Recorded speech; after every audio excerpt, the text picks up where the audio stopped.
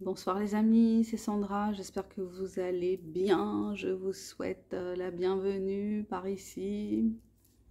Alors ce soir j'ai envie de vous parler d'un spectacle que je suis allée voir tout récemment et que j'ai trouvé vraiment waouh, magnifique, étonnant, surprenant, déstabilisant même. Alors c'est un spectacle qui s'appelle J'aurai toujours des rêves, maman. C'est un jeune acrobate qui fait partie d'une compagnie qui s'appelle la Compagnie des Loups, si je dis pas de bêtises. Je retrouve, je crois que c'est ça, la Compagnie des Loups. Non, la Compagnie Un Loup pour l'Homme. La Compagnie Un Loup pour l'Homme. Et donc, un acrobate qui a eu envie de faire des acrobaties, mais pas à n'importe qui, de faire des acrobaties à des femmes d'un certain âge, voire même à un âge certain. Donc sur la scène, il y avait cinq dames qui avaient entre 68 ans et 81 ans et plus, et qui se sont livrées à des acrobaties avec ce jeune homme de 36 ans. Et c'était magique et c'était effrayant un peu par moment parce que je me suis demandé à un moment s'il avait pris une assurance parce que quand on est spectateur, on se dit mais elles vont tomber et puis non, elles tombent pas. Mais voilà, c'est le jeu de l'équilibre, c'est le jeu du risque. Donc elles ont pris le risque de se fier à ce jeune homme qui a développé un lien de confiance, un lien de complicité. C'est impressionnant en fait, c'est impressionnant à quel point ces femmes lui font confiance. Donc en particulier celles qui paraissaient les plus fragiles et pour lesquelles ben, moi je tremblais en fait, je me disais elles vont tomber, elles vont se casser, il va les casser.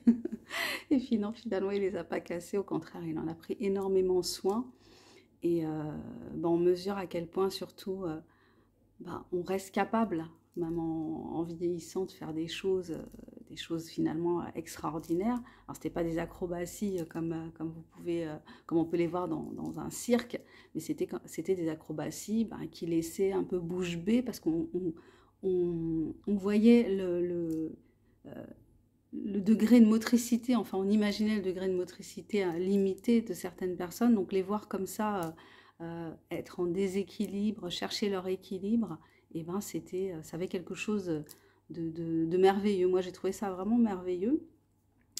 Donc le spectacle porte sur justement porte, c'est les différents sens du mot porter.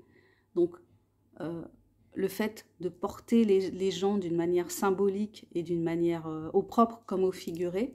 Donc ça démarre sur le fait de porter les gens, de porter les personnes âgées quand elles sont quand elles sont en fin de vie et qu'elles ne peuvent plus se mouvoir toutes seules. Donc les soignants qui portent les personnes en fin de vie. Euh, Tout ce que ça évoque chez les soignants. Donc c'était la première partie, c'était des voix off avec des vidéos. Donc l'acrobate dans un EHPAD et il accompagne donc, certaines personnes. Euh, il y a une scène où il marche simplement auprès d'une dame qui a l'air de danser en fait quand elle marche. Donc il y a quelque chose de très prenant dès le départ. Et puis ensuite, les cinq dames viennent et se présentent l'une après l'autre. Donc voilà, elles sont bah, des individus à part entière, avec une histoire, avec un vécu. Elles se présentent, ce qu'elles aiment, comment elles sont dans le monde, enfin vraiment dans le présent, dans la réalité du moment présent. Et là, elles sont totalement... bah, voilà, c'est totalement dans le présent, c'est totalement dans le risque du moment présent, mais à fond. Et donc elles vont faire des acrobaties avec ce jeune homme. Donc d'abord au sol à plat, ensuite il met une petite plateforme et puis donc il y a un jeu d'équilibre, comme quand on est enfant et qu'on se tient par les mains, vous savez, que chacun va comme ça en diagonale. Donc il fait ça avec chacune des personnes. Donc elle tourne autour de lui, lui tourne autour d'elle. Euh, Et puis ensuite, on passe à quelque chose de, donc là, qui fait battre le cœur parce qu'il va faire des échafaudages avec des chaises. Et en fait, bah, elles vont jouer sur ces échafaudages. Donc elles vont prendre le risque de jouer sur ces échafaudages de chaises. Et c'est super impressionnant et c'est très très... waouh, c'est vraiment... non, franchement, ça faisait longtemps que j'étais pas allée voir un spectacle. Et j'ai trouvé que c'était très très beau. Magnifique. Voilà, donc si ça passe dans votre ville, parce qu'en fait, c'est vraiment un travail de fond qui est fait sur une ville avec des habitants de la ville. Alors, je sais pas, j'aurais bien voulu discuter après. Bon, ça n'a pas été possible avec l'équipe pour en savoir plus. Mais voilà, donc c'est vraiment un travail qui est fait avec la vie, avec des habitantes de la ville. Donc du coup, dans la salle, bah, il y avait les enfants, les petits-enfants donc, qui réagissaient. Et c'était d'autant plus émouvant. Moi, j'ai trouvé ça d'autant plus émouvant. Donc, bah, dans la deuxième partie de la vidéo, je vais vous lire l'article du journal de ma ville où on parle du spectacle pour avoir plus de détails. Et voilà, bah, j'avais envie de partager ça avec vous parce que j'ai trouvé que c'était très original, très inattendu.